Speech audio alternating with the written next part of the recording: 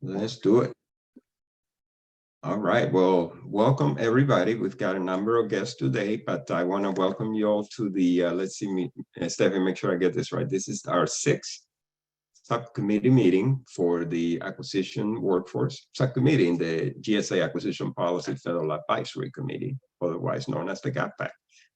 So we have a lot for you today. And before we get started, what I'm going to do is I'm going to do a quick roll call here. I know a lot of our members are still coming in, but just to see who is here, I'm going to go ahead and go through the list here. Let's see, Gail. I don't see Gail yet. Daryl, I see you. I got you. Yep. Nicole, I see you. I got you. Don't see Mark yet. David. Don't see David, and I don't see Ann yet. Steve, I got you. Kristen, got you, and Clyde, I got you. Yep. Great. And then I know, as I said, that, I see Mark. Mark just came in. Hello, Mark. Good morning, everyone. Actually, afternoon for you. That's right, and Ann as well. So we have a full complement here today. Looking forward to the conversations. Again, Boris Aratia, the designated federal officer for this great committee, and goodness, we're into February here, moving right along. So I'm going to pass it over to our chair and co-chair. So I'm going to pass it over to you, Nicole, to take us from here. Yeah, I'll just welcome the committee, welcome our guests. I want to express my gratitude to our guest speakers that you're going to provide invaluable information to this committee today as we think about what's happening on the front lines of ESG or ESG. That's where my teaching space is right now. And it's all related to sustainability. Yes. And so, yeah, I just really want to thank you for coming and talking with us about what you see on those front lines. Our initial priority is to look at how we transition the federal acquisition workforce, especially around issues of level setting and developing core competencies around environment and sustainability. I also want to take a moment, Daryl, to thank you for getting us up on this committee off on solid ground. It is with much gratitude that I express the big shoes I need to fill as we move on and advance the conversation. And I am taking you at your word that you're going to be working as part of the scaffolding to keep this committee moving forward. I'm very grateful for that. And also, I'd like to take a moment to express my sincere thanks to Ann for jumping in and taking on the role of co-chair. Really looking forward to the work that we're going to do together. So thank you. With that, Boris, I'm going to pass the baton back to you to introduce our guest speakers. And perhaps we should talk about the agenda first. Yeah. That's what we should do. We've got a nice chunk of time to talk with our guest speakers, about an hour and 20 minutes. And before we move on to a moment of public comments, and then we're going to move into subcommittee reflections. This is a different segment from our public meetings than what we've done previously, in part because we're thinking about creating more moments for this subcommittee after we hear from the terrific knowledge and wisdom of our guest speakers, to reflect on what we just heard and ask how can this inform our recommendations. So we're going to be pulling back our good friend, the Jamboard, and doing some brainstorming there. So with that, Boris, let me ask you to introduce our guest speakers. Yeah, absolutely. Thank you, Nicole. And so what I wanted to do is briefly, just a little history here. We've been talking in this subcommittee, how do we bring the voice of the frontline GSA acquisition professionals to this conversation? And certainly that's what we're starting today. So without a whole lot of time, these great folks here that you see listed on the agenda volunteer and agree to jump in and be a part of this conversation here. And there may be a couple others that I may have missed somehow. If you're part of that acquisition workforce, please feel free to join that conversation as well within GSA. And so we're looking forward to that. So we have John Hampson, And actually a number of these folks are coming to us from the Office of Travel, Transportation, and Logistics. GSA Fleet is a very solid group in GSA Federal Acquisition Service. Then we also have two industrial operations analysts. We got Michael Cahill and Michael Wesley, who spend a lot of time with our vendors. They work different regions. I'm really interested to hear their insights. We have Catherine Nelson, who is a contracting officer out of Region 10, not too far from where you are, and they're in the Seattle area. Oh, it's great. And then we also have Zachary Shepard, who serves as a contract specialist, also in the Office of Travel, Transportation, and Logistics.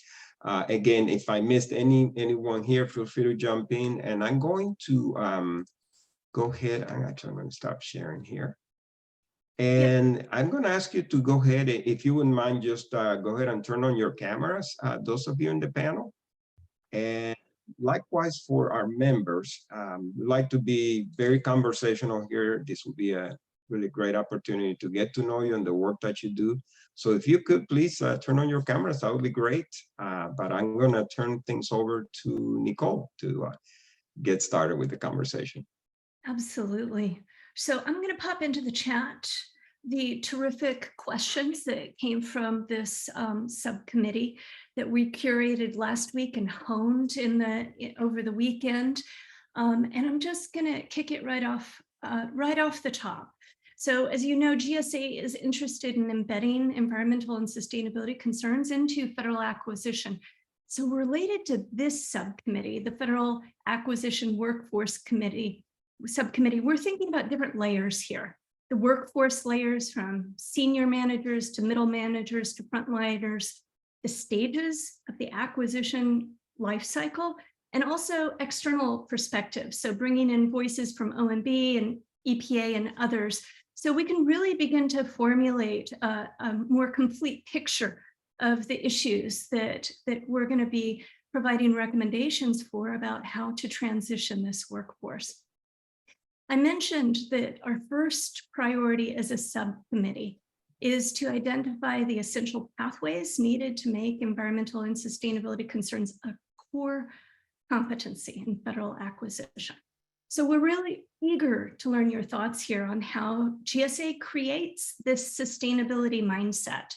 And so the first set of questions that we're going to be asking really focuses on this core competency issue to help level set across the organization. So to begin, we want to hear from you all, each of you. Can you briefly describe your role in federal acquisitions and how you incorporate sustainability activities into your acquisition practices today, if at all? And I want to say it could be that for some of these questions you don't know or you don't do it. Knowledge of that information is important as well. Sure. This is John Hampson, and I'm happy to get it started if you want. Thank you. I have requested access to the document, but it hasn't got. I just requested it 30 seconds ago, so I haven't seen that. But I'll just tell you a little bit about what we do. So we are the purchasing division of GSA Fleet. We're the tip of the spear, and we get the vehicles on contract. We set up the minimums, the options, the requirements from the engineering side, and they get the vehicles on contract. So when the federal customer goes to buy a vehicle in a program we have called Auto Choice, they're getting a vehicle that is, I like to say, when you order a BLT, you get a BLT. So they don't have to necessarily be a vehicle expert to know when they order that compact sedan, 12-passenger shuttle bus, or maybe it's an 80,000-pound tractor trailer, that it does what it's supposed to do. So each year we have 7 different federal standards that group and look at each vehicle, the vehicles as a group. We have them for buses, we have them for sedans, we have them for light trucks, and we have them for medium and heavy trucks. We have them for wheelchairs. So these are the governing documents that might say, well, we need daytime running lights, we need to have all these different things. And then when it breaks down specifically, each standard item number, for example, a 9C is a compact sedan. So that defines what a compact sedan is. And each vendor knows that in order to compete with other compact sedans, it has to meet our minimum, which sedans are pretty easy. There isn't a whole lot to them. Nothing like a tractor trailer or a bus and things like that. So we have a whole slew of over 300 standard item numbers that are available to be purchased. And with respect to sustainability, it certainly has been a big part of our world. What we've done for literally the last 3 decades or so has been to try to keep up with the executive orders that require alternative fuels and things like that along the way. So we don't procure engineering vehicles or test vehicles. We're procuring and getting on the menu and on contracts commercially available vehicles. Mhm. So, and certainly a big part of that has been, you know, in the 90s, it was alternative fuel vehicles, and electric vehicles started creeping into it. And we follow the industry trends for fuel economy and everything else. We generally don't have any, you know, we follow DOE's fuel economy ratings and all that. And so the customers throughout the last 3 decades have had various executive orders guiding their and requiring their alternative fuel purchase requirements. Of course, electric vehicle is an alternative fuel vehicle. So is a hybrid electric. So is a natural gas powered vehicle and things like that. So we've gotten all these vehicles up on the menu so they can be purchased. The other thing that's been kind of a byproduct just of evolution in the auto industry is just better fuel economy in general. So, you know, today's Suburban gets 20 miles to the gallon on the highway, whereas in 15 years ago, they probably got about 13 or 14. So that's been a byproduct of all this. So we have, we've always tried to offer everything that we could, whatever alternative fuel choices it was, whether it's natural gas, electric, whatever it is, we'll get it out there. And even today, as they come to us and bring us electric buses, trucks, things like that, we assess them. We make sure they'll perform the mission required by the customer, including minimum range and things like that. And then we get them on contract. We set the minimum standards so that they do what the customer needs, whether it's 4 tires or 6 tires or 8 tires or whatever it might be. And we get them on contract, the customer can go buy it and know that they're purchasing a vehicle that's going to meet their needs. Okay. So that's what we do. Thanks, John. Catherine, Sure. Why don't you jump in and tell us, and let me just restate the question. Can you describe your role in acquisitions and how you incorporate sustainability and environmental practices within your current role, if at all? I'm sorry, did you say Catherine? Yeah. Okay, I'm sorry, I couldn't hear you because my computer's really low today.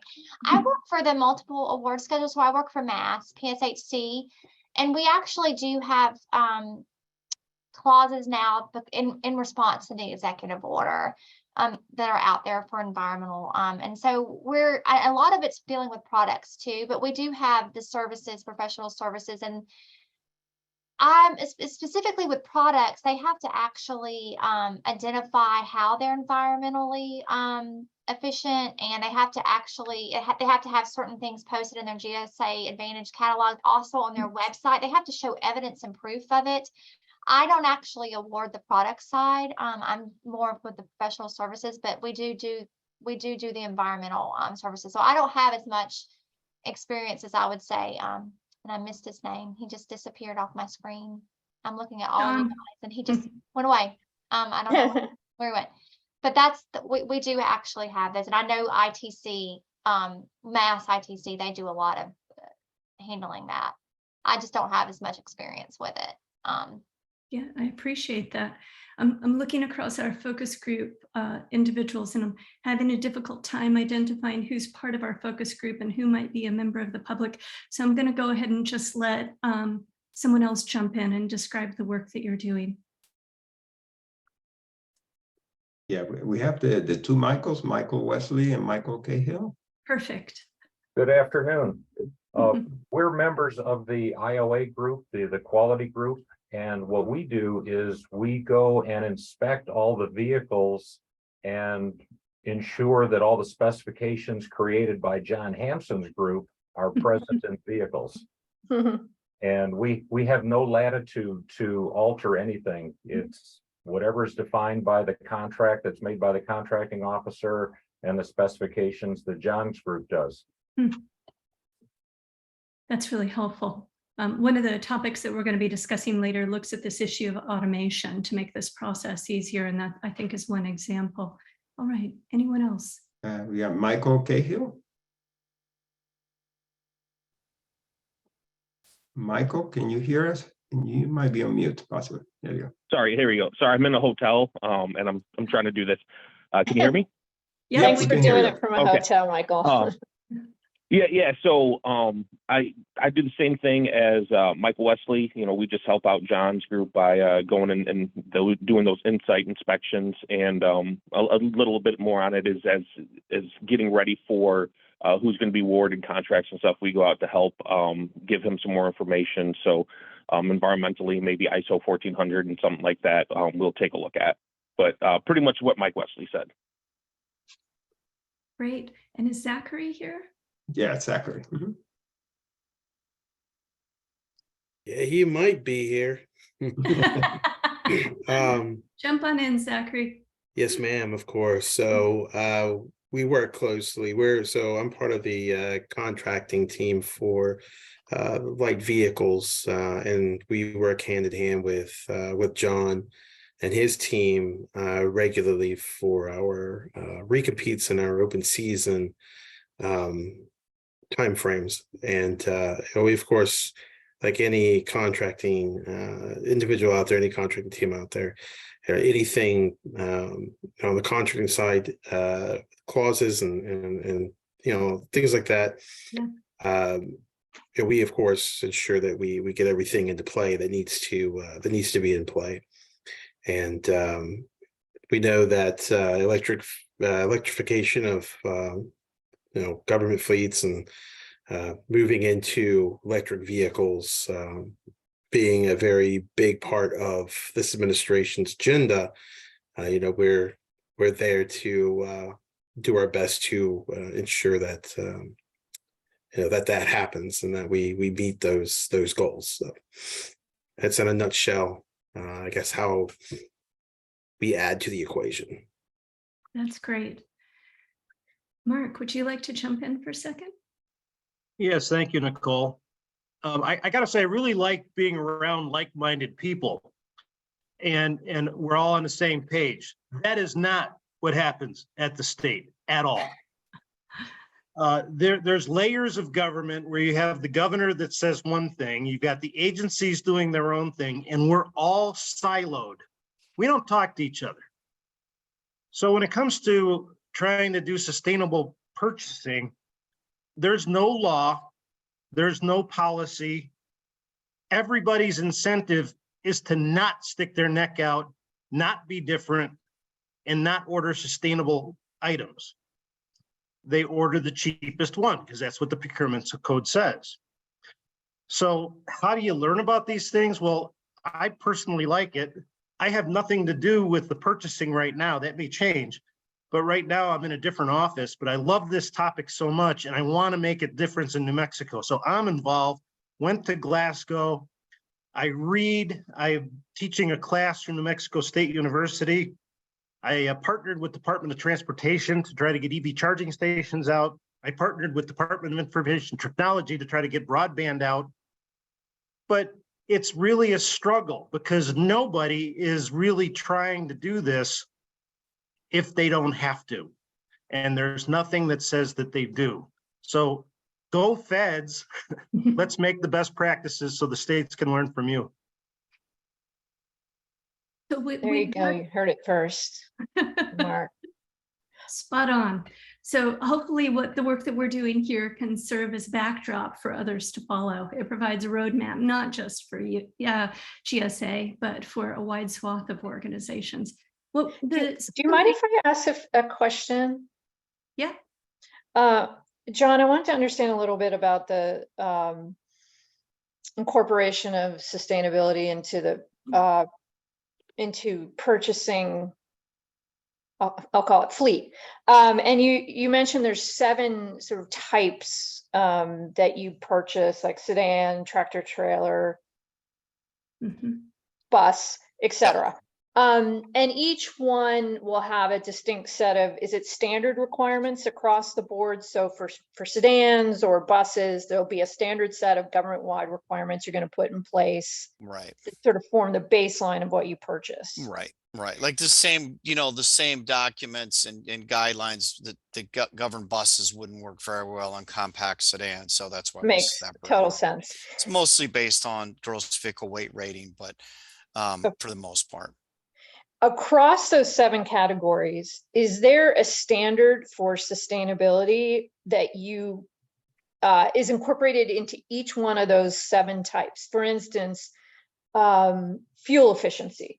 Like that is one sort of sustainability green requirement that it may be different. The number may be different per category, but that requirement is something that cuts across all 7, that each and every time you go out to market, you are considering fuel efficiency across the board. So we don't have a requirement, but it's reported with everything. So when you go into Auto Choice, you can see the greenhouse gas scores for anything. Let's say you're buying a half-ton crew cab pickup, and maybe it's a Chevy Silverado, an F-150, and a Ram 1500. You can see there's no minimum requirement for it, because we have customers that literally need all 3 of them, or we even have more. We have Nissan and other brands too, for whatever reason. There's not a requirement, but the data is reported on every single one. So as a customer, you can make the purchasing decision if that's part of what you're purchasing for. And our leasing side uses that, looks for the low greenhouse gas score when they purchase things for the GSA owned fleets. We have 2 different groups of customers, really. We have GSA owns about 200,000 vehicles and leases them out to federal customers. And it's a full service lease. So they purchase the vehicles, get them to the customers, close to the customers. Customer uses them for between 5 and 10 years, depending on what it is. Yep. Then the customer turns them back in, and the leasing side sells them. So on the leasing side, they do try to buy the lowest greenhouse score gas they can find. And the purchasing customers, all of them, anybody that purchases can see the score, and they can also see the fuel economy too. It tends to be relatively similar. Most of the crew cab half-ton pickups are going to be pretty similar, but it does give the customer the opportunity to get in there and research it a little more if that's a part of their purchasing criteria. Absolutely. And then there's an EO around purchasing a certain number or percentage that are electric or hybrid. So right now, there have been executive orders since I started in 1990. I started in 98, but 93, there was an executive order that I worked on when I was a DOE contractor. And so that was to purchase a certain percentage of alternative fuel vehicles. 2027, the requirement is that all light duty vehicles be electric. 2027. So that's what we're ramping up for right now. Got it. So you're building that into all the requirements now for light duty. Yep, exactly. So and that's not a specific requirement we have, that we're putting GSA. That's the administration has said that's the executive order driving that. So that'll be anything under, unless they change it. Light duty is 8,500 pounds and under. So now that's, things change, but it's been 8,500 pounds for years. So. And when that EO came out, how do you craft that requirement? Is it something that someone helped you craft? Or did you write the requirement because you're so experienced in the world of vehicles, clearly? And now it's a standard across anytime you purchase alternative light duty vehicles. So the White House does work with us and bounce ideas. We kind of work hand in hand and collaborate with each other on these things. There's more policy folks in our shop that do that, but they bounce things off the engineering and the purchasing shop. So we don't write the executive order, obviously, but we provide feedback on it. And, sometimes that feedback might be, it's right on the mark, or sometimes maybe we recommend some tweaking, but we follow the lead, and hopefully the executive orders come up with something that we can find in the open market that supports it. Because we don't go and have specialty vehicles built or anything like that. We're buying mainstream products, but we're following these trends that the industry's, if the executive order had said by 2024, 100% of all light duty vehicles have to be electric, we know that's not possible. There's just not enough out there. There's just not enough configurations and things like that. So we always hope that, as these executive orders have, evolved over the years, that we can find the commodities to support it. But you're writing the requirements for the contract. Yes, exactly. Exactly. I think this is a really, really good segue back to this core competency issue around sustainability and environment. So you're writing the specifics to the contract, and others are undertaking your jobs. How are you presently acquiring knowledge about environmental and sustainability practices? Is this being done through formal training? Is it continuous training? Are you acquiring this knowledge informally or through online sources or other mechanisms? What can you tell us? How are you getting this information? Well, let me think about that. So a lot of it would be, we do a lot of focus groups. We attend the various lots of events around it. For example, in March, we'll go to the NTEA, which is a big truck event. So we'll sit down with all the truck vendors and engine providers and transmission providers and all that, and have conversations with what's going on with them, what they see happening. So it's really a collaborative effort between us and the industry to see what's on the horizon, what we can do, what we can ask for. Because we can't ask for what can't be built, right? Yeah. You know what I mean? Or we can't ask for something that's prohibitively expensive. Yeah. So, and really we buy commercially available vehicles. So then that's part of our liaisonship with the White House, is that we work with CEQ to let them know, okay, hey, this is what we think is going to be available 1 year from now, 3 years from now, and things like that. So it's, it's to some degree, it's always the chicken and the egg thing. I'm not going to lie to you that, and sometimes it goes out too far and sometimes it doesn't. And we try to, but as far as training, we get a lot of industry training from meeting with our vendors, various events and things like that. So that's what we try to do. So how about the others? How are you currently gaining your sustainability and environmental information? How are you acquiring this knowledge? I know when the clause, in our solicitation, we do like monthly training sessions on it. We have like a mass, it's like mass training sessions, I think is what it's called. So they do training and sessions. And that's MASS? Yes, we call it mass. There's multiple award schedule, like mass. They do training sessions on different things that are in our solicitation, especially when they see if contract specialists or contracting officers are not as familiar with how to properly evaluate things to make sure that they're meeting what they're supposed to be meeting, especially with products. And we'll do training sessions to make sure that we're evaluating that the vendors or offers are actually meeting those requirements. And that's your office that's doing that, Catherine? Is that right? Okay. How about others here? How are you acquiring this knowledge?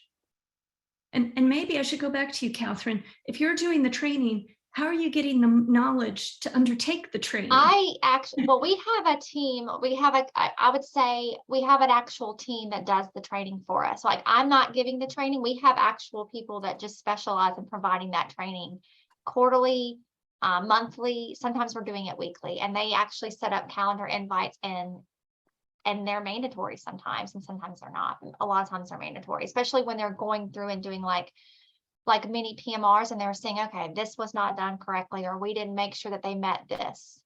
They're making sure that we're meeting that, getting the training that we need to make sure that we're evaluating things properly. And Catherine, when you're inserting clauses into your contracts or RFPs around sustainability, Where do you get that language? The clauses. And I don't actually write the mass solicitation. We have our mass PMO, they write the solicitation, but they know the executive orders that come out, so they're getting them from the executive orders. I know when I was on the frontline forum last year and the clauses got inserted, like I knew from being on the frontline forum that those clauses that they were going to come out in response to those executive orders. So I kind of said, hey, be on the lookout because these are going to, and they popped up in the solicitation. Okay. So what is your role in relation to sort of like, you don't write the solicitation, you evaluate them. I evaluate. Got it.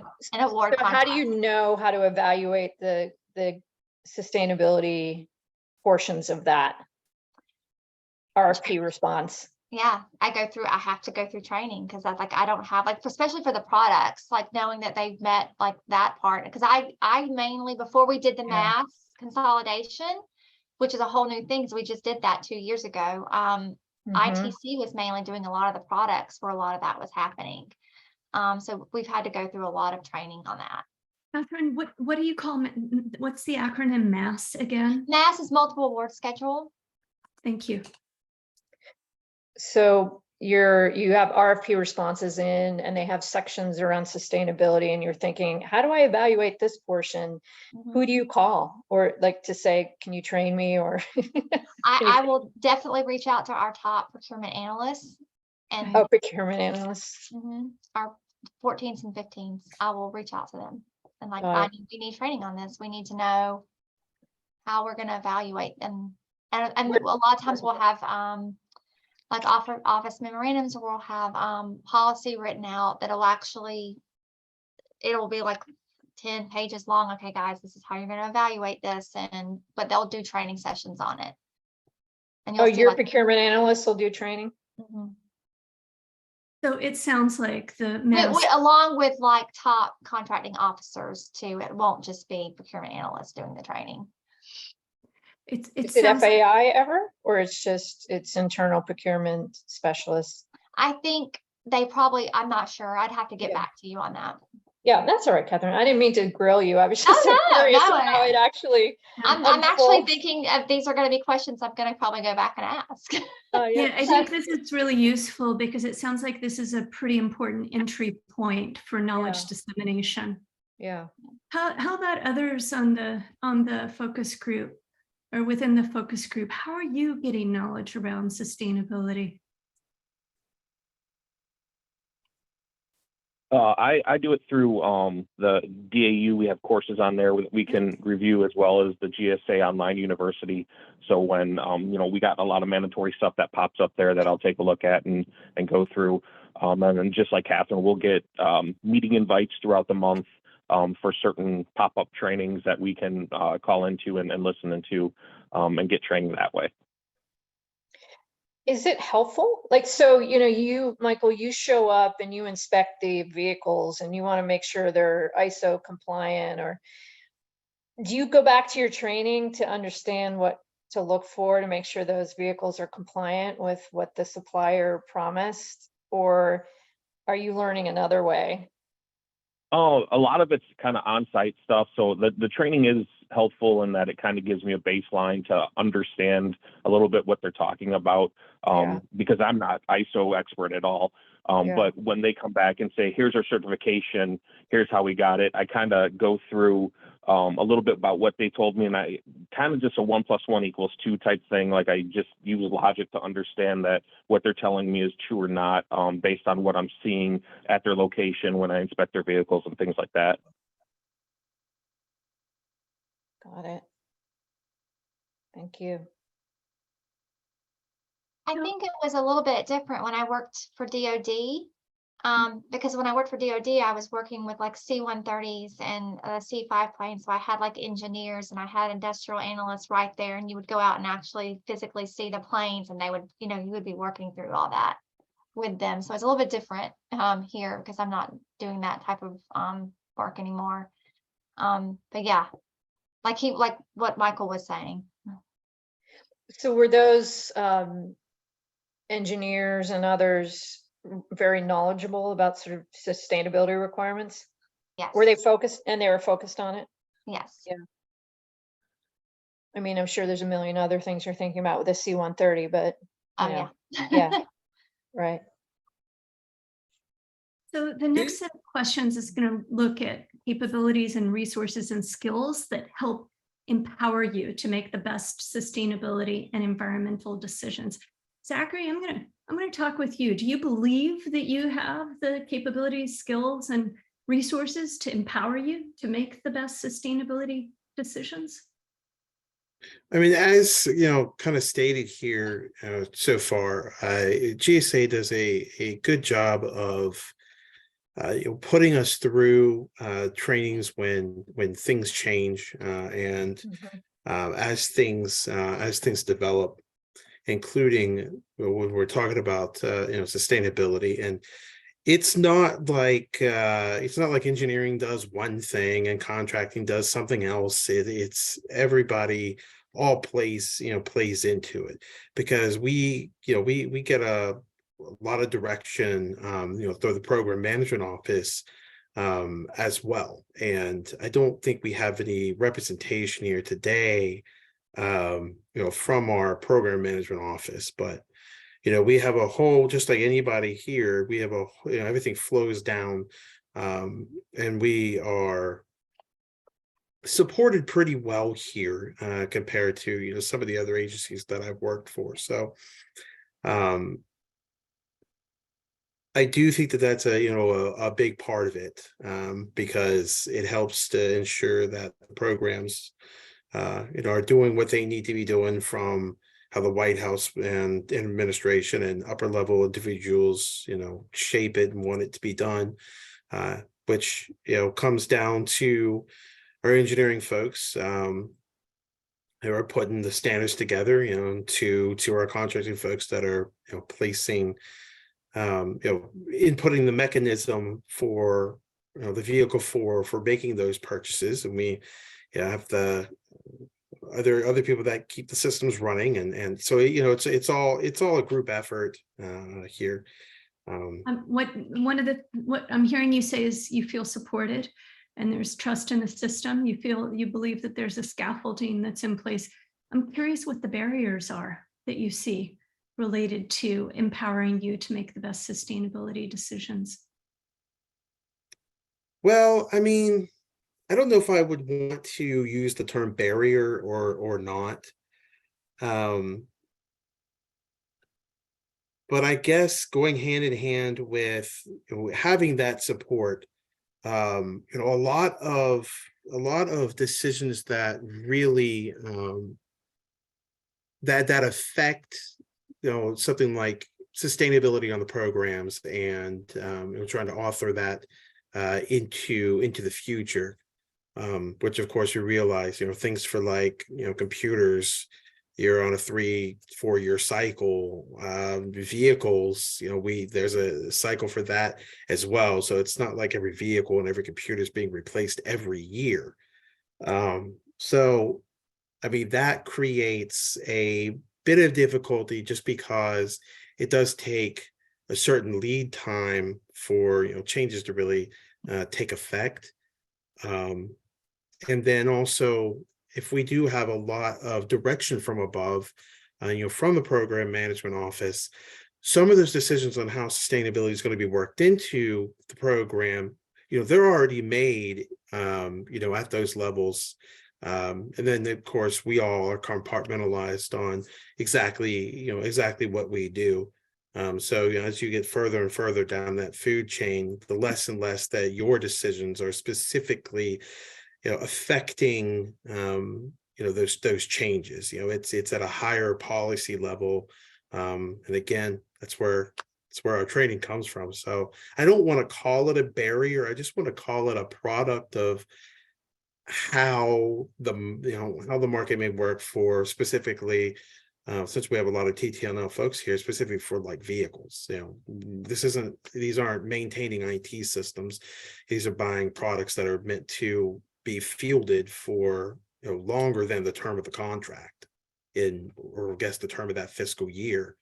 So Thanks. I see Boris that wants to jump answers. in. Hey, Zachary, I wanted to explore a little bit more of the relationship with the program management office, because that's something we talk about here too. And I think that's an interesting piece to explore a little more, because, you know, that's your customer, they lay the requirements. And I'm kind of interested if you can comment a little bit on the program management side of things, particularly on this area of sustainability when they're laying requirements and when you guys are interacting to find the best solution for the customers. Okay, so, you know, of course, in the world of contracting, generally speaking, the contracting team gets their requirement from somewhere, so from the program management office there. So when Congress meets and they say, hey, you know, this year we have our goals in electrification, we have the targets that we want to meet, and this is just one specific example.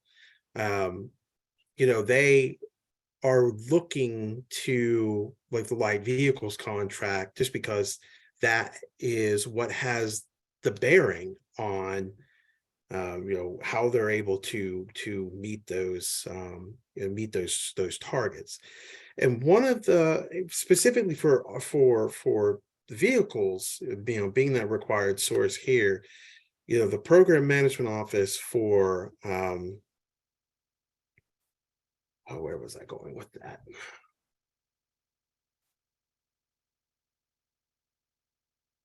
Maybe I guess they did the best way that I can. You know, the best way that I can put it is that's flowing down to the program management office, and that's who would report back up. You know, so I mean that's really all that my brain that's really all my brain's giving me right now. But I mean, if you have any specific question or anything, I'd be happy to field it for sure. No, that's good. I think that was an important, you know, piece of this is that the PMs, I mean, they lay the requirements, you know, contracting officer execute, but the requirements for sustainability are going to flow from the PM office. Yeah. How about others? What do you believe are the capabilities, resources, and skills that you need to empower you to make the best sustainability decisions? Do you believe that you have those skills and knowledge? And if not, what do you think the barriers are to obtaining it?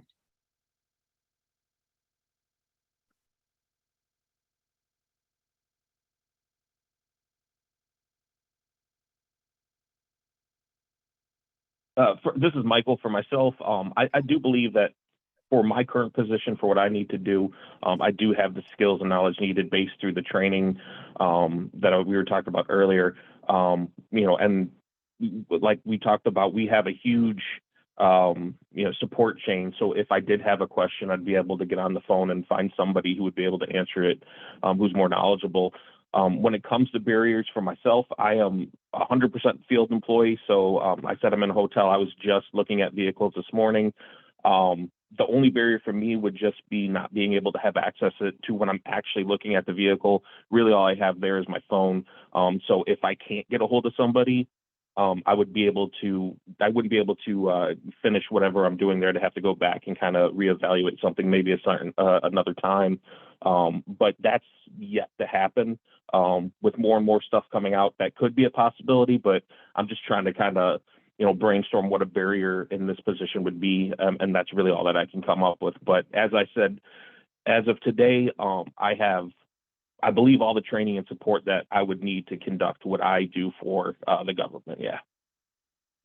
But Michael, if I understood you correctly, you're saying like, look, I'm out in the field. And so if I did have a question about ISO compliance or some sort of sustainability compliance requirement, I'm in the field. So I need to like have a way to easily find the information I need, whether it's get a subject matter expert on the phone or go to some super duper informative website, or you know, is that what I heard you say? Yeah.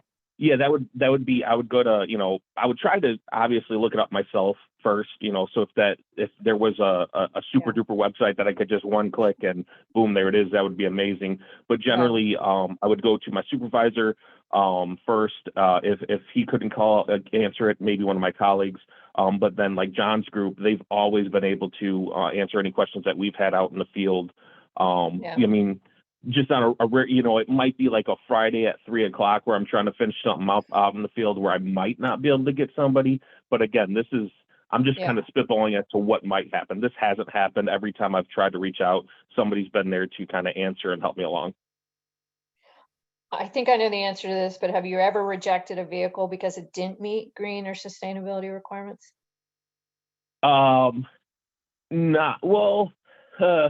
Not anymore. I mean, way back in the day when the E85 requirements and things were coming out, somebody might have ordered an E85 vehicle and it might have been just a straight, gasoline, regular standard vehicle. But over the last at least 5 years, no, I have not. But you feel empowered to make that decision. Yeah, if something came up to where they changed the standard and they said, hey, this needs to meet this, or this needs to have a certain battery type in order for this unit to be considered as this stage, I'd be able to receive the information, look at it, evaluate it, and decide whether or not it met that. Got it.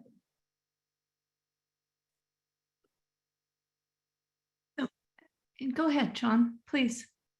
So just in comparison with the other person on here that was doing actual aircraft design. So we're buying commercially available vehicles. So we really don't have, we don't have a magic, we're not going to buy it unless it makes, 50 miles per gallon. We're buying commercially available vehicles. So while we do want to offer the customer every opportunity to get the most efficient vehicle, we're not, generally speaking, that's not part of our design requirements. Our design requirements and our build specs are based more on what it is capable of, because we've got the NHTSA and DOT. They take care of the safety aspects, right? We require everything comply with all the federal motor vehicle safety standards, which is very helpful. So that's lighting and airbags and all that, because that would be, we'd have to have 10 times as many people to keep up with anything like that. And so, and then of course, when it comes to efficiency, the corporate average fuel economy and the various other things that are one step ahead of us as purchasers are out there kind of paving the way. So we could follow, we can just follow their footsteps through as they increase the requirements. So we're not designing the vehicle. We do some non-standard builds, which we do a very small amount of vehicles, which we do some real design work in conjunction with manufacturers, but the vast majority we're buying commercially available vehicles.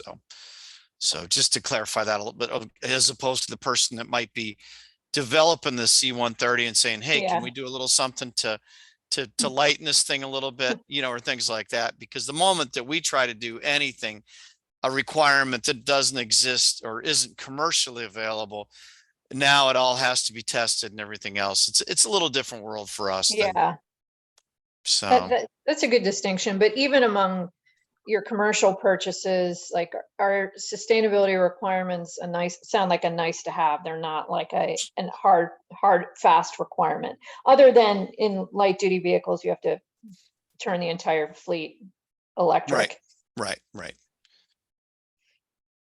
Yeah. So, and this really touches on one of our specific questions here. Where do sustainability and environmental considerations rank? And as you consider your acquisition options, what I'm hearing is that when it's required, you follow the requirements. What happens when it's not required? What happens when you have some discretion here? Is sustainability part of the decision-making criteria? What does that conversation look like for you? Nicole, Bill Waslowski. I'm the branch chief of the quality assurance branch. Mike and Mike both report to me. Great. For our group were designated cores, which means we have no contractual authority to change any requirements or aspects of the contract requirements. So our function is to ensure that what we are actually being provided is built according to the contract requirements, contains all of the actual specified equipment and functions properly. So with that, we couldn't incorporate sustainability requirements. If we were doing so, we'd be enacting a constructive change of the contract, which we're specifically prohibited from doing. So for our end of it, we're essentially ensuring that what the contracting officer has put into place has been followed. Yeah, that makes sense. Absolutely. I think it really begs this next question. We're thinking about possible credentialing for acquisition professionals who advance, who are seeking to advance their sustainability and environmental knowledge. As we think about the different stages of the acquisition process, what stage do you think we should be focusing on first for this credentialing? What we're trying to achieve is the greatest impact. So where do you see that level and that stage of the acquisition workforce process as being most important? I just want to chime in. I think what we're forgetting here is the fact that, we do work hand in hand with industry, with industry partners. And they have a big bearing as well on the whole thing behind sustainability, whether it is a decision that they're making for their bottom line, a decision that they're making to try to receive some sort of a special credit that's been put into place by law. Yeah. A lot of it comes down to what they're required to do. And it does not make sense for the government to try to put together their technical requirements for vehicles without having industry in as a true partner on that.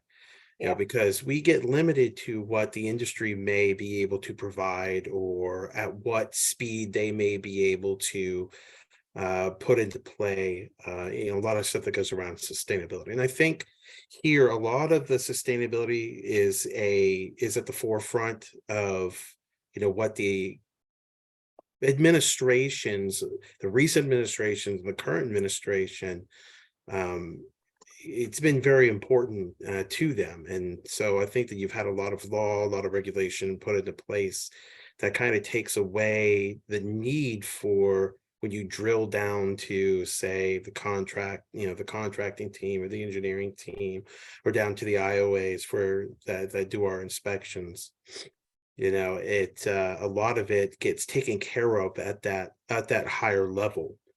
And I think that's it's necessitated by the way that the machine works. So, we want to make sure that sustainability's greatest impact would be, to get that greatest impact would to be ensure that the highest levels are doing as much as they can to ensure that the proliferation is across the agency, not just across a specific program. So I just kind of wanted to chime in quickly on those two things. Great points. Agree 100%. And so related to this issue of credentialing and for acquisition professionals, Zachary, I'm inferring from this that at the higher level is going to be more important because they're the ones formulating the different policies that are moving forward.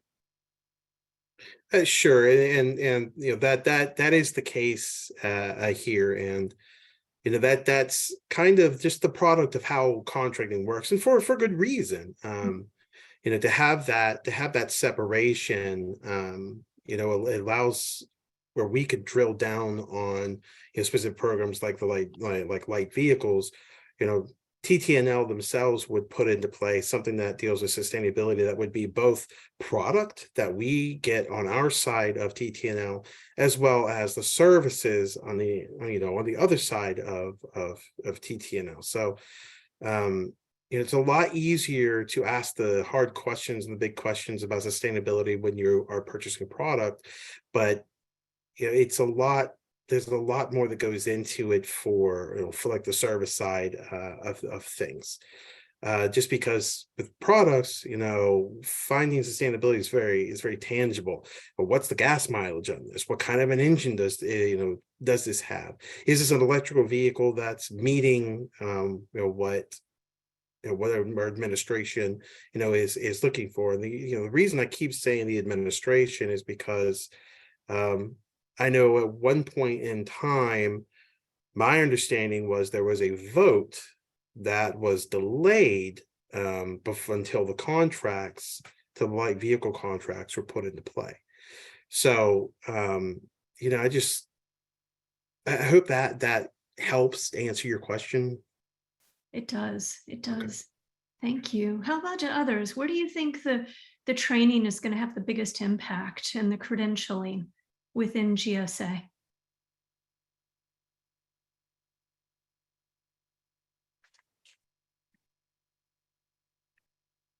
I actually have a question.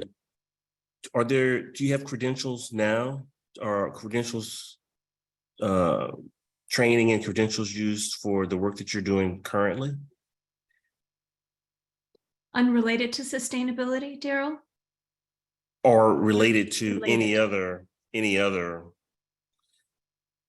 aspect of the purchasing or evaluations? Sure. So I could delve into that just for quick answers, right? So we have obviously our core training. All of our engineers are either core 1, 2, or 3, and so that gets the basic core knowledge. And we use a number of tools to keep them knowledgeable in their areas, particularly attending events. Like our bus engineer goes to BusCon, which is a big bus event, and we also have him take online training and things like this. And our vocational truck and our medium and heavy truck folks will go to an event next month in Indianapolis called NTEA, National Truck Equipment Association event. So we learn at these events, and it's not just about sustainability. Obviously, it's about weight distribution and safety and everything else that goes along with it. So our federal standards mostly relate back to, does the vehicle perform the mission the customer expects it to? So if they're buying a compact sedan, does it seat 5 people? Because we would have people, if we didn't have that in there, some people would take the back seat out and offer cheaper than the next people, right? You know what I mean? That's kind of the world we live in. Sure. So much of what we do is to support the mission critical requirements of the customer. But at the same time, at the very least, we report back the greenhouse gas scores and the fuel economy and all that goes along with it, even in the different configurations. For example, if they choose a different engine, we try to get that greenhouse gas score, a different engine or transmission. We try to have all that available to the customer. So the purchasing customer, when they go to purchase, they can make the decision that best suits their needs and can be, ideally the greenest as well. So I don't know if that helps at all.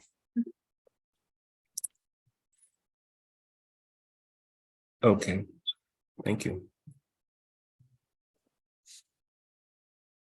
I'm going back to this question of credentialing and in thinking about possible credentialing for acquisition professionals who are looking for sustainability knowledge. What stages of the process do you think are going to have the biggest impact?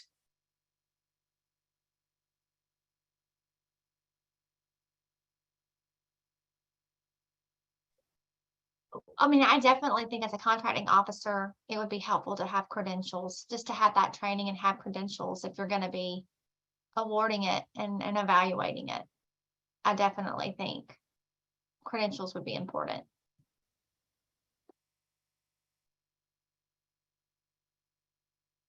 Thanks, Catherine. The next question is looking at performance assessment. In what ways do you think GSA's existing accountability process should be modified to empower individuals to embed sustainability considerations in federal acquisition? And how should it be measuring accountability within your ranks, anticipating that sustainability is becoming more and more of an emphasis? So how would that connect to the work that you're doing in your performance reviews? And what might be the best places to be emphasizing performance review for sustainability? Again, looking across the entire acquisition life cycle. Who should be accountable?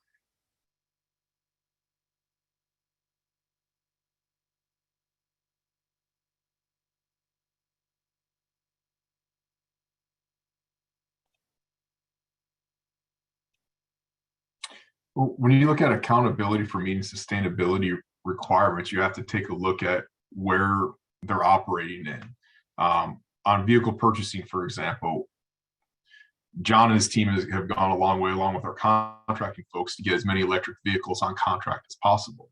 However, we have no controls over the number of vehicles that are being produced by our suppliers, nor the amount that they've actually held back in reserve to allow for us to purchase. So, while they purchase as many as possible, trying to meet the president's goals, we've fallen short of that and we have no control over it. So you can't exactly hold the contracting office or the purchasing division liable for not procuring the vehicles when, we did everything in our power to make them available as to where the market will allow for.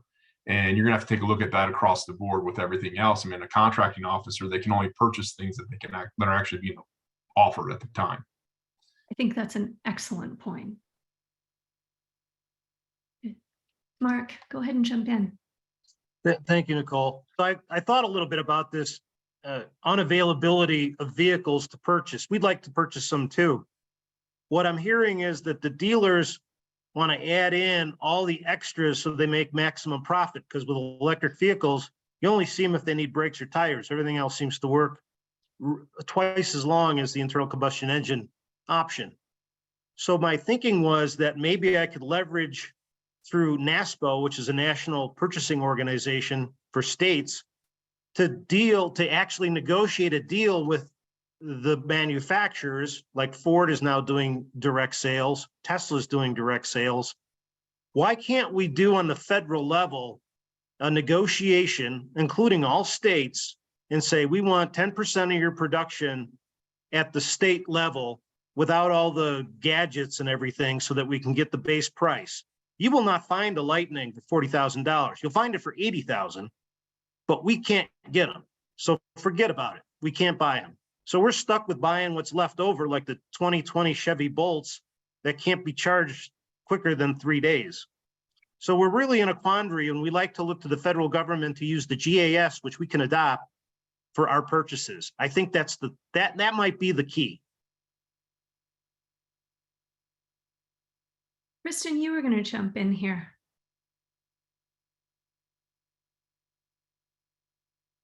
Oh, I'm so slow on the button today. Thanks, Nicole. Actually, it was back on the previous subject matter. Yeah. But so, as I'm listening to this, is when we talk about the credentialing, it sounds like what I'm hearing is a lot of your roles are kind of matching up requirements with marketplace availability. And so do you kind of envision that? One of the discussions we've been having is, does that credentialing knowledge allow you to better understand these elements, or does it even empower and allow you to push back on some of those with the folks you're actually procuring from?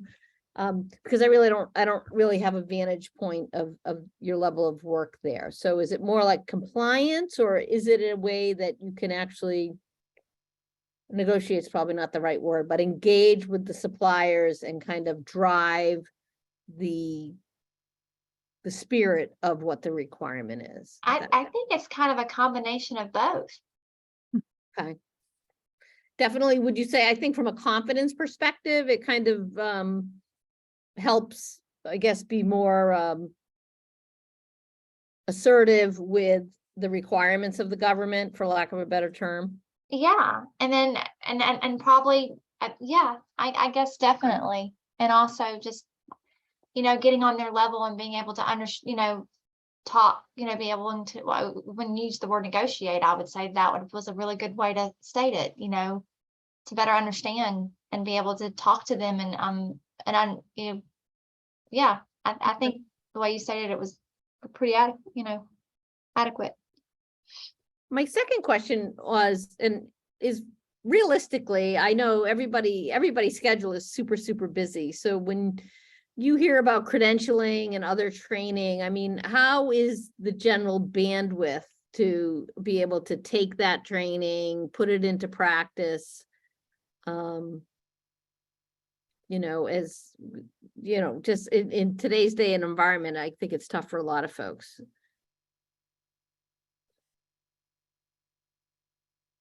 Do you mean like how to find time to take the training? Is that what, Yeah. what you're meaning? You can tell I'm from the IT community. I use the word bandwidth, so sorry about that. Well, and to add to that, how do you find the time? What modalities most lend themselves to your the constraints on your bandwidth? Are there certain modalities that would help you get credentialed more than others? Such as like a self-paced learning versus, Yeah. I heard many of you Like- mention there's training or there's a session, a lunch person. and learn session you go to, but just some discussion on how best you learn, how best you find time, any thoughts on that as we're starting to kind of figure this out.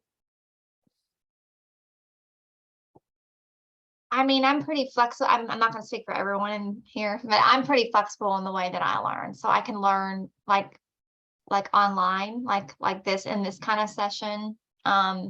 If they need me to go somewhere, I can do that. So I'm pretty flexible in the way that I learn, but some people are not that way. So,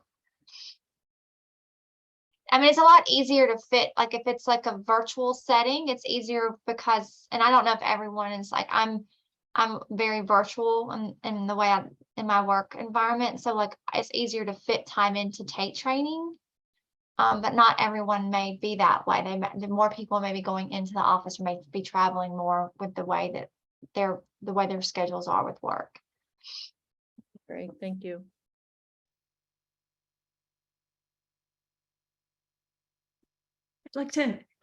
I'd really like to hear from others related to Kristen on the bandwidth issue and recognizing that we're all doing a lot more in our work than we likely did when we started our jobs.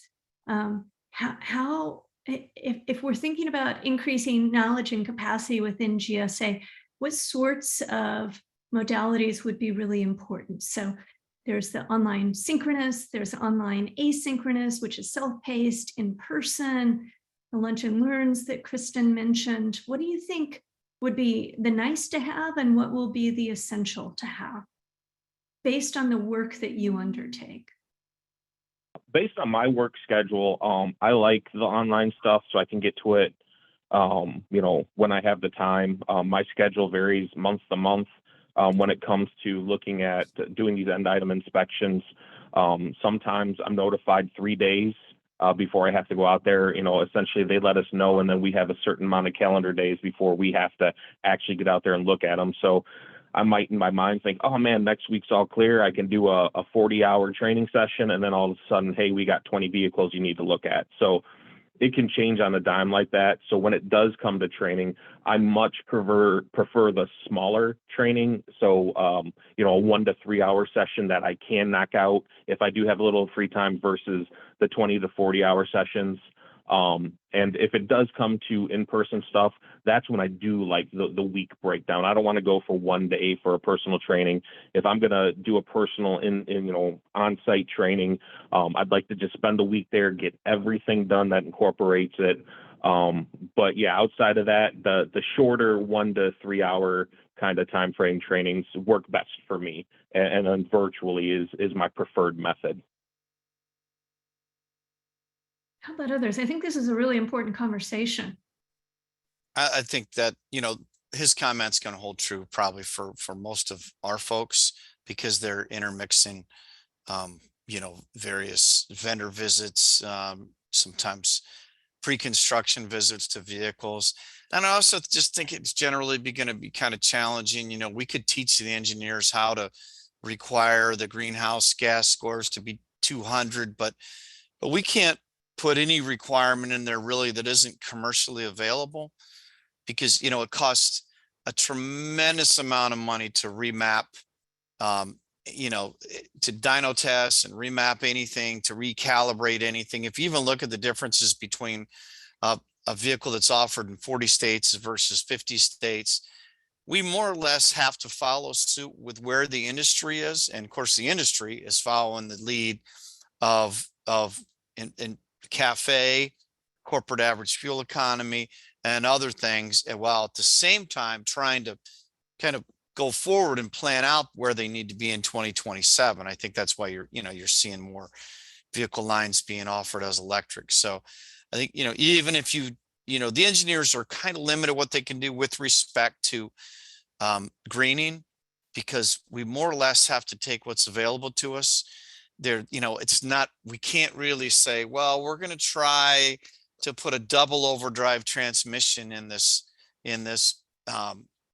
Toyota Camry, because if it's not already in there and not something they're producing commercially, either we're going to pay orders of magnitude more for it, or it's just not going to be available. That's kind of the world that we have to live in. Now, that doesn't mean we can't.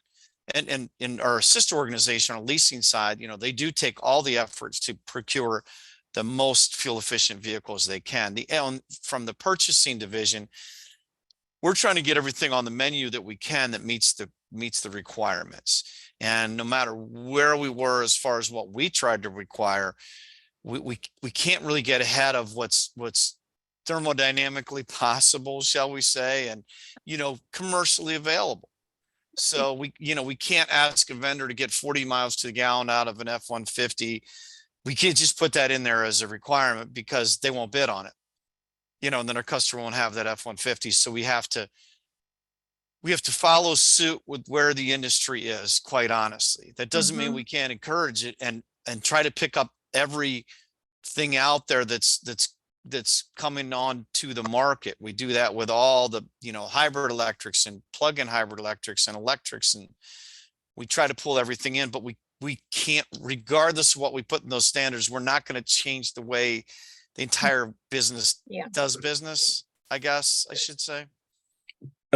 John, I have a question. Are there any examples from your experience and work where the government was able to drive the industry? I mean, this is not always the industry driving what's there, but were there any examples where you were able to drive the industry to a certain place? So to a small degree, probably GSA working more in conjunction with, say, DOT, NHTSA, or the White House, kind of working collaboratively to let those agencies take the lead in requiring it, as opposed to GSA putting out as a requirement. Does that make sense? I feel like I'm not quite doing it justice, but more working collaboratively, say with the White House or DOT. And, we certainly have worked hand in hand with them. And in some cases, we have a requirement for daytime running lights. That doesn't necessarily exist. That's not a DOT requirement. That's a requirement that we think makes sense. It's commercially available. It costs a few dollars more a vehicle. So we put it out there, and it's more of a programming thing more than it is, okay, we need to put a different transmission or a different calibration or take 150 pounds out of this vehicle to get there. So there are no, GSA generally, buys commercially available, but does work closely with say NHTSA, DOT, and the White House. They're a step ahead of us with the requirements. Let's put it that way. And DOE, Department of Energy. And EPA, of course, so DOE, EPA, and DOT are one step ahead of us with the requirements. Regarding credentials, is there a perception that credentials advance one professionally? Catherine's going to jump in. I mean, I think some people feel that way. I personally don't I don't really think of when I get credentials as I'm trying to advance my career. I think of it as I'm trying to get the most knowledge I can get to be able to succeed in my, like to be Yeah. able to succeed and be knowledgeable. But there are people that will just go out there and seek as many credentials as they can get because they think it's going to help them climb the work ladder as high as they can get. Yeah, and I may not have worded it correctly because I wasn't necessarily thinking just in terms of like, you know, it would promote you or you move into a higher paying job. I Yeah. guess I meant more like you might be perceived more as a subject matter expert and others may rely on you more and you may just have a different maybe professional status, even if it's informal. Do you have that perception? Yeah, I think some people might, and they may be kind of scared to get the credentials because they're like, oh, I don't want to be relied on as a subject matter expert on something. I mean, people may get scared about that, you know, that's extra work. If I have a credential, that's extra work I have to do. I don't know if anybody else feels that way, but some people shy away from that because they're worried they're going to be seen as a, you know, I don't know. Yeah. Thanks for your honesty. I think, I'm sure a lot of other people feel that way. Zachary, were you going to jump in? You caught me turning the video back on there, didn't you? So something, and it kind of goes back to the first, I'll call it version 1 of the question and version 2 of the question.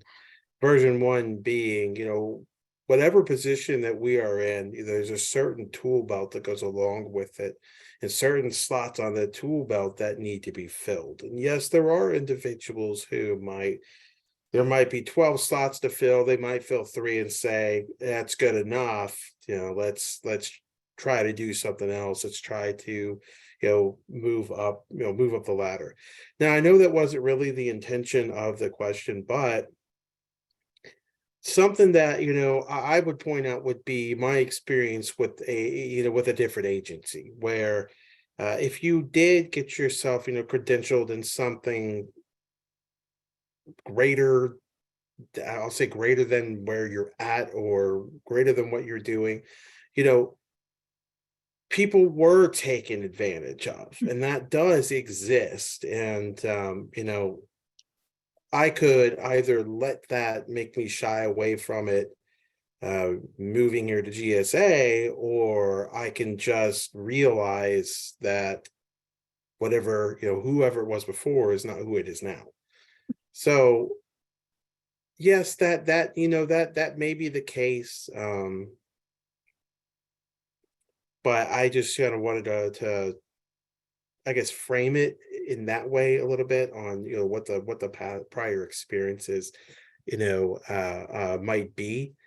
And honestly, you know, subject matter expert and being one is something that comes along with, you know, with time. And somebody who's time in grade, time in a career field, time in a position, they're, you know, everybody's learning ability is different. I came from a world where I trained, I was an administrative contracting officer and I trained other administrative contracting officers. So I've been on that side, and everybody, you know, everybody learns differently. Everybody's abilities, you know, at a certain level, and all those things go into shaping. I hear, you know, credentialing being, you know, a big part here. So, but therein lies also the food chain. You know, if I want to, if I want to have more of a say as I become closer and closer to what you would describe as a subject matter expert, I can move into the program management side of things. I can move into the policy side of things where I might be able to have a greater impact, like me personally, have a greater impact, vice being a unoiled cog in the entire machine. You know, making sure that whatever the input is, we get the greatest output. It's really That's great. really interesting. That's sort of like part of what I heard you saying was one of the benefits of becoming sort of certified or a subject matter expert is it lets you maybe influence in more impactful way. So it's not just about promotion. It's really like, no, I can have like a really impactful role in an area that I care about. I mean, let's face it, some of us went into public service for public service. Right. And Yeah. that's, we didn't go into it Yeah. for the bottom The glamour. line paycheck. Yeah.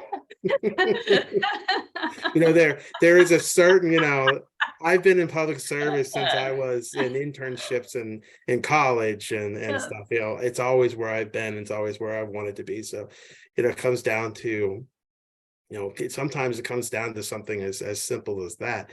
You picked to be in public service because you wanted to be in public service and you want to be the best, public servant that you possibly can be. So. Well said. Thank you. Yeah, I agree 100%. So I'd like to save the last few minutes of our conversation together to let Clyde or Steve jump in. We've heard from others on the subcommittee. Or do you have any questions that you'd like to ask our frontliners here? I'll defer to Clyde, but I'm ready whenever. No, I've been actively listening, and no, I do not at this time, but it's been a very, very, very, very, very interesting conversation. I agree. So I'll concede that in addition to what we've been dropping into the chat, I've been having some side conversations with both Ann and Mark. And it's hard to listen to this and not be thinking about the potential of cooperative purchasing and some of the history there. So if GSA has internal experts who are developing not only good ties with the industry, but are collecting all of the information necessary to offer the best EV and hybrid vehicles and products to the federal fleet buyers, wouldn't it be excellent if they could either through coordination with NASPO or straight up through cooperative purchasing, be providing some of that knowledge and efficiency to the states? And obviously that was the idea behind cooperative purchasing, but there's been pushback for a number of reasons. And you can understand why the private sector doesn't want the federal government setting nationalized prices for commercial product. I mean, again, there's no rocket science here. But given the priority level of some of these things, I don't think it's crazy for us to think about, not necessarily this committee, but the larger committee, seeing if we can open that door. But that was the main thing I was thinking.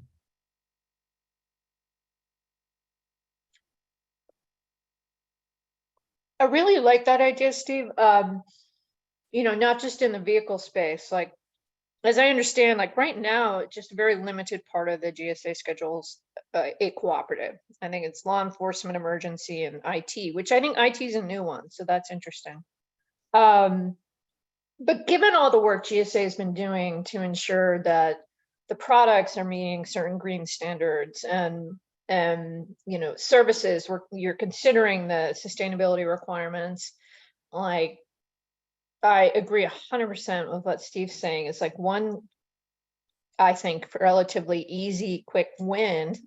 It's probably not as easy as I think it is expand up the schedules to allow the state and locals and other public sector entities to take advantage of all the great work that's already underway in this space.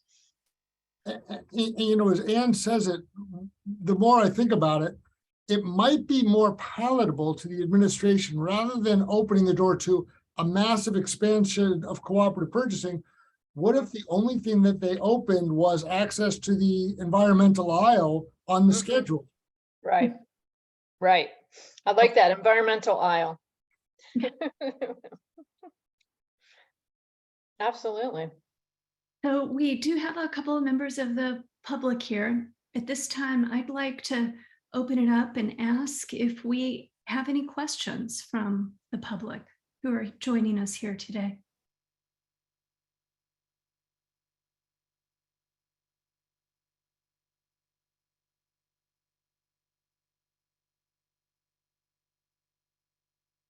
Okay.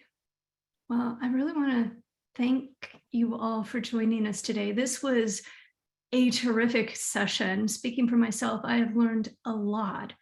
about not just the work that you do, how it connects to the broader acquisition lifecycle. This has just been tremendously informative. So I hope I speak for the whole committee. This has been a very, very useful session, and with gratitude. Thanks. Yeah, very impressive group. Thank you guys so much. Thank you. Glad to be Very here. much. Thank you, guys. To the Now rest of the go get committee, some vehicles and pro services. to the rest of the committee, I hope you stay on. We're going to be Jamboarding, and All I'm going right. to put in our Jamboard link here and give you some time to hop into, if you haven't logged into your GSA account, go ahead and do so. We've got a nice chunk of time, 30 minutes, just shy of 30 minutes, 25, where we can brainstorm a bit. So what we're looking for is key discussion points that stuck out for you. This relates specifically to a priority 1 about making sustainability concerns a core competency. We just really want to stay focused there. What key discussion points stuck out? And then how should these key points inform our recommendations? 2 specific areas. I see that Boris and I are the only ones in the Jamboard, so I'm going to give you a few seconds before. I'm not seeing the link. To the Yeah. The link Oh. didn't go through. Maybe I should hit enter. It's not enough. I have to execute. There you are. Yeah. So now we have to remember how to do this. So, Oh, yeah, there's some starting points. Remember, on the left, you can add more stickies if you want. I think we just need a few minutes of quiet time, honestly, to reflect. I'm gonna go back to my notes and pull out some issues here. I think we have a lot to chew on. For sure.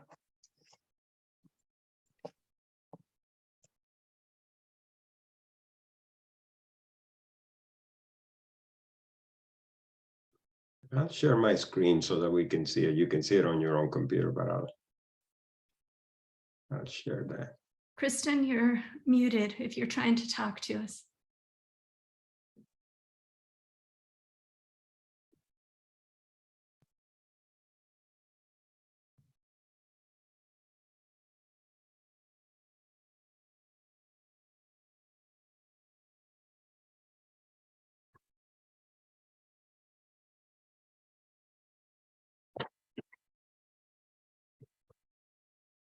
I was talking to myself thinking I kept grabbing somebody else's sticky note, so I apologize.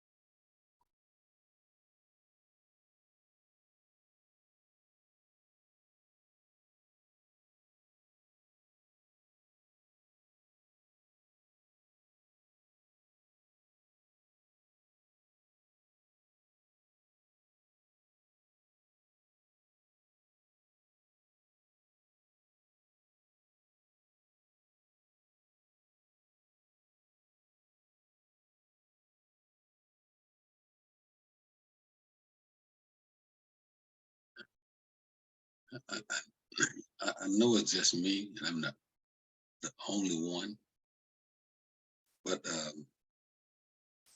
how do I get to the sticky notes? I'm in it. Can you say that again, Clyde?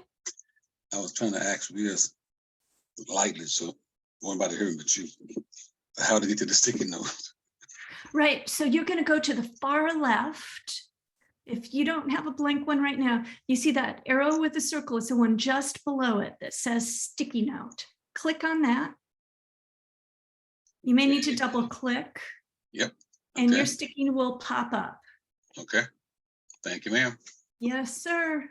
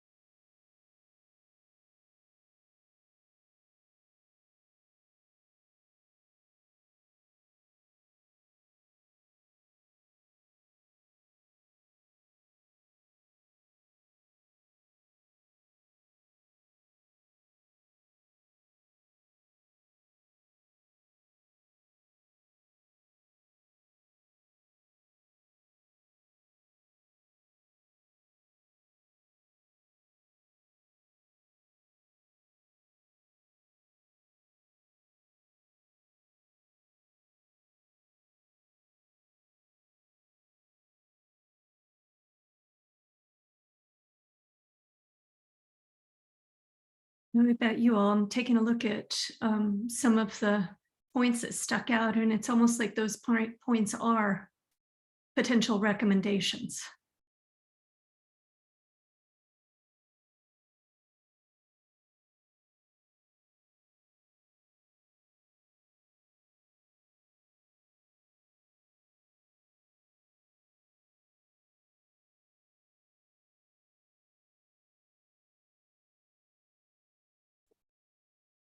Yeah, there was a little, there is a sort of blurring of the lines, which is fine. I think so too. And what I'm wondering is a next step, because I thought that we would see more distinct items here. I don't think we do, or that we will, and I think that's okay. But maybe we use our little green dots or our dots. Let me make some. And we take some time to look at these and put your dots on, shall we go with how many? 3 as being the most salient, or should we start up higher at 5 to make this a little bit? 5. Yeah, I'm with you. So you each get 5 dots. Start identifying particular areas that you think are really important here.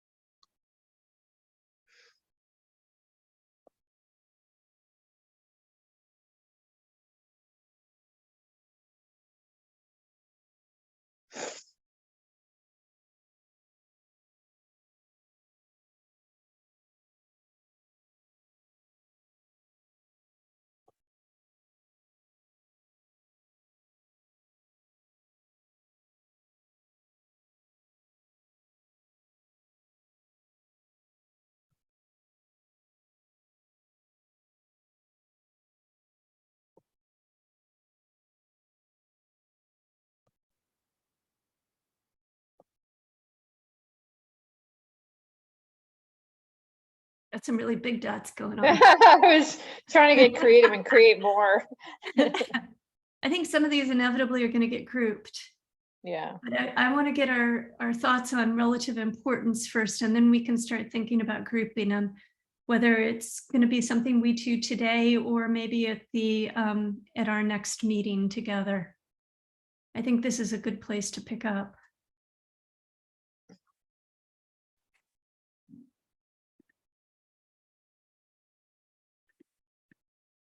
These two are really similar.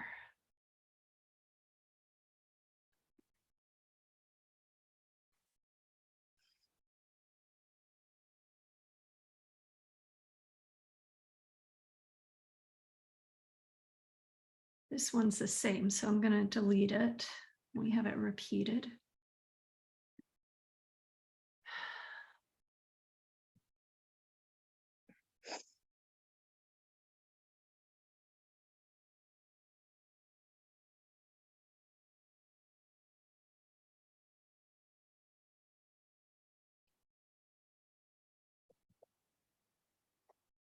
Steve, I'm looking at some of these, like not any space to make a decision beyond what's required. That just has, I think, huge implications for the policy subcommittee.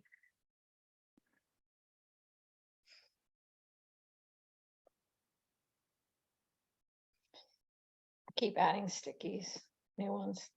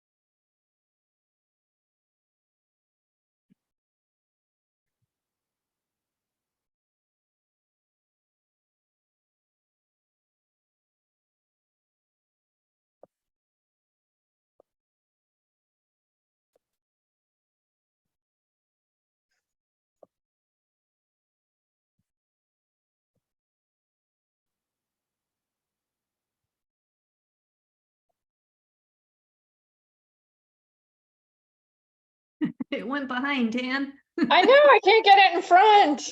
Here, I'll It's put it here. sideways. Oh, there, I think it just needs to be brought forward. I think I can. Thank you. Let me try that again.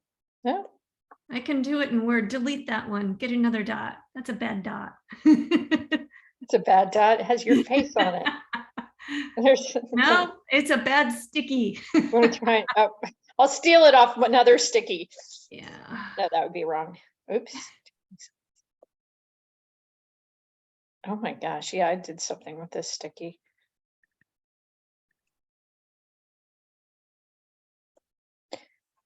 I'll just put it next to it.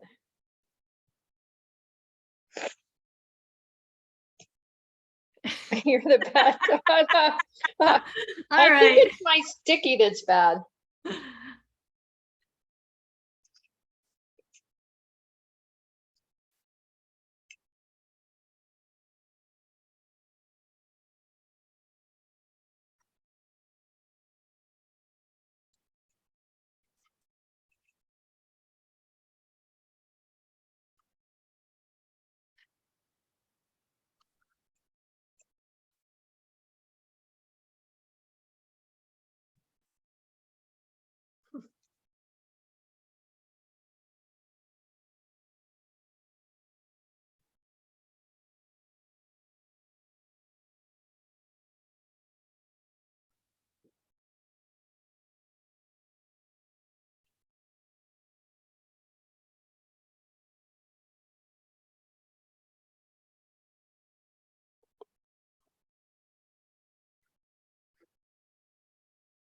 I like doing this while it's still fresh on our mind. Yeah, I was reaching a point where it was becoming increasingly clear to me that a lot of the information wasn't getting assembled, at least for me. Yeah. This helps, I think, pull the critical items together.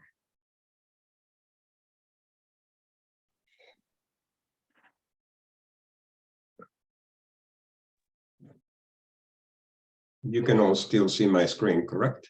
Yeah. Okay.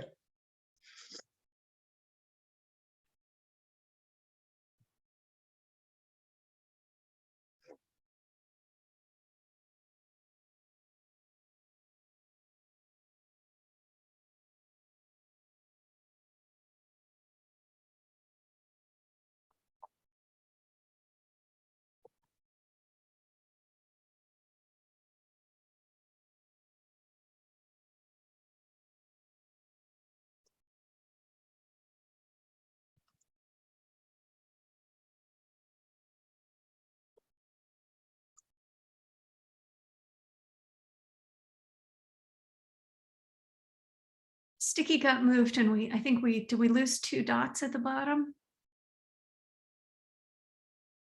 Or were those the ones that were behind a sticky, these guys here?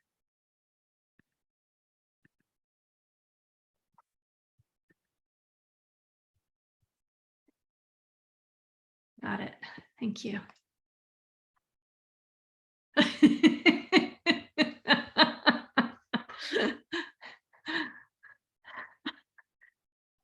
I don't know what happened to that one.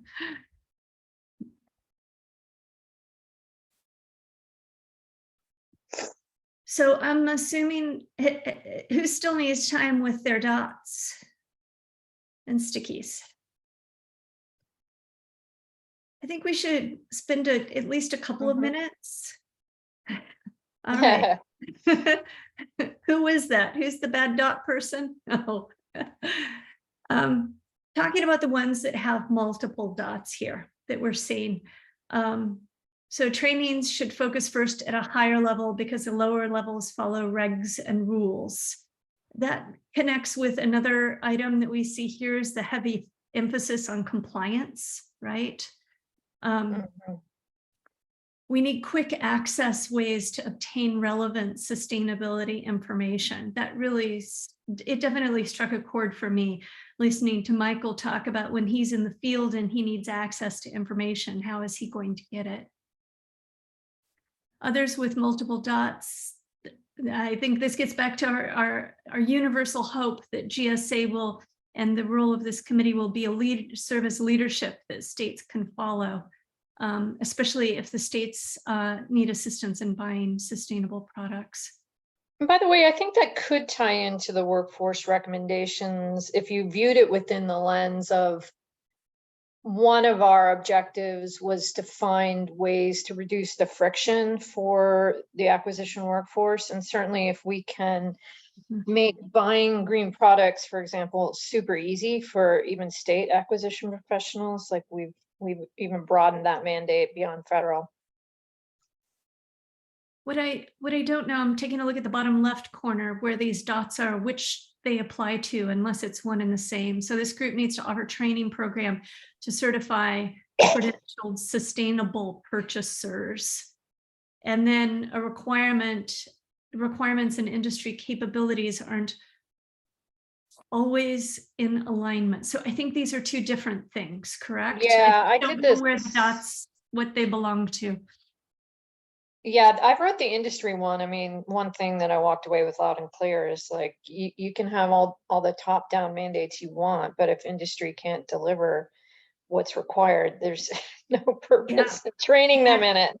There was there was another one here about the incentives. Frontliners are, is that the one? They're constrained by the market supply. And we need to be I think there were 3 or 4 that we could bulk together then. Definitely. Because then I later wrote like credentialing has to have as a component, my takeaway was industry relations, how you reach out to industry, how you learn from industry, how you have that communication. And that's a key, I think, part of being a credentialed sustainability expert, because you have to understand the market. And part of the conversation came as a result of the talk on the performance plans. You know, what do they control versus what they don't control? And I think that was an insight for me sitting here. It's like, wow, that's true, because we have our performance plans. What is it that we control? What don't we control? And for us to be able to think through that, I think it's important. And I think it was David Malone in an earlier session that we had said, we need to be careful that those that should be held accountable are the ones upstream. The ones that are lower down are following the rules that are put in place, and they don't have the discretion to be making certain decisions. And that's right. Like we had a couple quality QA personnel here who are cores. And I think one of my key takeaways was like credentialing, we should make sure we might want to consider focusing that credentialing earlier in the acquisition life cycle. So program managers, for example. That's going to be incredibly impactful versus a core.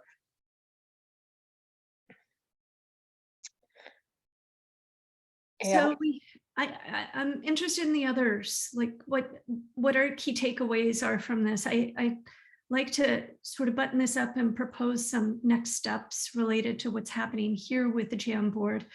And I think I'd like to iterate with you a little bit. I have a couple thoughts at a higher level that we can push back out to the committee, but I'm also looking ahead. Next week, Boris, is an administrative meeting or a leadership meeting? These are the two that I'm confused about. I know that in 3 weeks' time, we have another public meeting. Yeah, can you hear me? Okay. Yeah, next week we have an administrative meeting. Okay. Yeah. And the week after that will be subcommittee chairs sync up.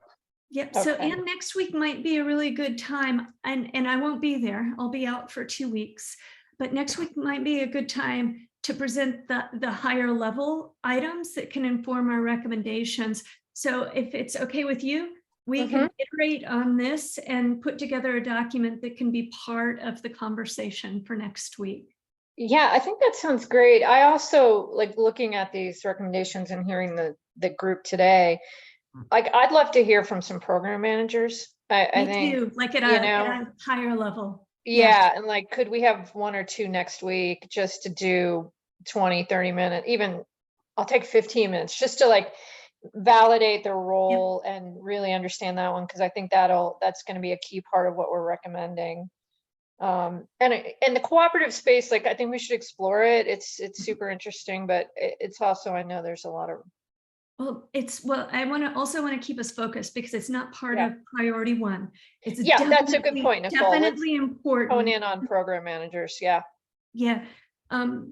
The other thing I wanted to do was to provide an update with respect to the next public meeting. Anne has been really successful at reaching out to different folks, primarily at the local level. Is that right? Or is it? Yeah, one confirmed for at the local level. So a former chief procurement officer of King County, Washington, who's Terrific. a local government CPO for 20 plus years in different cities and counties. So, and we got confirmation from the Commonwealth of Massachusetts. So Julia Wolf has received approvals to come and talk with us as well. And so I think the question for us next week at the administrative meeting is whether we have the next public meeting focus on another session with individuals within the acquisition lifecycle, or if we want to hear from states and local governments next. oh, right. Because we have 3 weeks to plan for this. Yeah, so maybe next week we could think about some of the local, state and program managers, depending on time. All right. Great. Yeah, and Nicole, I would say we can definitely pull together another focus group. And so Stephanie and I are working with Nick West Nice. to have some different parts of GSA nominate some acquisition professionals, just to bring it kind of different group as well. Love that. Yeah, maybe Yeah. different categories like IT. Yeah, they bring some different perspectives in. So I think perhaps for continuity's sake, it may make sense to bring that additional level in next, rather than going from frontliners to state, local, and then to individuals further up the acquisition lifecycle. Boris, I'm really cognizant of the burden that we put on the GSA staff to help us pull these things together. So you let us know what you think is doable. Yeah, we did connect with Nick earlier today about pulling another group. So I'll be reaching out to Nick, and then he's gonna talk to some of the leaders in other parts of GSA to pull a sample of folks. I did hear you want to talk to some PMs too, and I wonder if that's a separate conversation than the focus group, or also part of that. I think it's probably a different category. Okay. Right? Okay. Depending upon where the folks are Yeah. that Nick is going to be tapping, that might be earlier on in the acquisition life cycle, correct? Right. Right. Yeah. Okay. Sorry, Nick is reaching out to individuals for another focus group who are in different categories than vehicles, but Right, different categories at GSA, right? FAC, and also maybe PBS as well. So it's But are they- and they're contracting officers. There will be contracting officers, contract specialists, and those type, and maybe some middle level managers as well. Why don't we just make it one focus group, but we bring into that just a few program managers? Does that make sense? Yeah. Stephanie, any thoughts on that? Are you okay with that, Nicole, or do you want No. to separate? Of course. No, I mean, it's what they, if that's what you all would like, absolutely. I mean, we'll just let them know we would like to just have program managers for this focus group. In addition to, I mean, Yeah, I don't mind a combination. few contracting officers too. Yeah. Okay, A Okay, no mix, problem. just having a mix. Okay. Yeah, that would be great. and Yeah. okay. All right, everyone. Thank you, Stephanie. What a terrific conversation. I just want to thank you all for joining us today.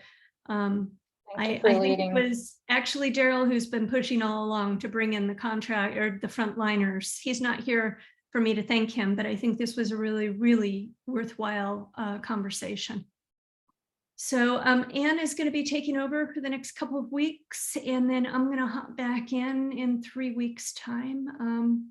I don't know about operating a Jamboard, but I can do my best with training. Stephanie, you want to close us out? I think Boris is gonna close us out today. Okay. All right, no, it's all good. No, all good. But no, I do appreciate you all. And then, yeah, it just, it was great conversation. I feel like we're definitely in a good path here.